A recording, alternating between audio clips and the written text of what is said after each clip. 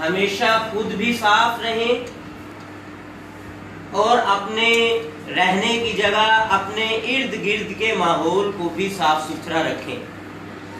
صبح سویرے اپنے دانتوں کو صاف کریں، اپنے ناخنوں کو ہمیشہ تراش کے رکھیں، اپنا اسکول بیگ اور کتابیں، الغرض کلاس روم اور گھر کا کمرہ، ہر چیز کو ہمیشہ صاف ستھرا رکھیں۔ کھانا کھانے سے پہلے، کھانا کھانے کے بعد اپنے ہاتھوں کو دھو لیں، اپنے ہاتھوں کو صاف کر لیں۔ حضور اکرم صلی اللہ علیہ وسلم کا فرمان مبارک ہے، الطہور شطر الایمان، الطہور شطر الایمان، کہ پاک رہنا آدھا ایمان ہے، صاف ستھرا رہنا آدھا ایمان ہے۔ یعنی نبی کریم صلی اللہ علیہ وسلم نے صاف ستھرا رہنے کو آدھا ایمان قرار دیا ہے، آدھا ایمان بتایا ہے۔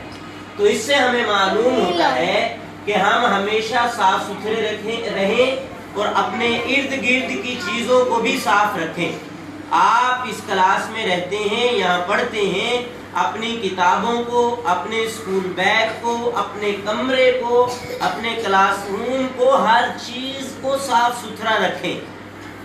جو کچرا ہے اس کو کچرے دان میں ڈالیں، یہی نیچے نہ پھینک دیں۔ سمجھ آئی؟ ہاں، حضور نے کیا فرمایا؟ الطہور شطر الایمان، کہ پاک رہنا، صاف ستھرا رہنا کیا ہے؟ آدھا ایمان ہے۔ پاک رہنا، صاف ستھرا رہنا کیا ہے؟ اور پھر صاف ستھرا رہنے سے ہم بہت ساری بیماریوں سے بھی بچ سکتے ہیں۔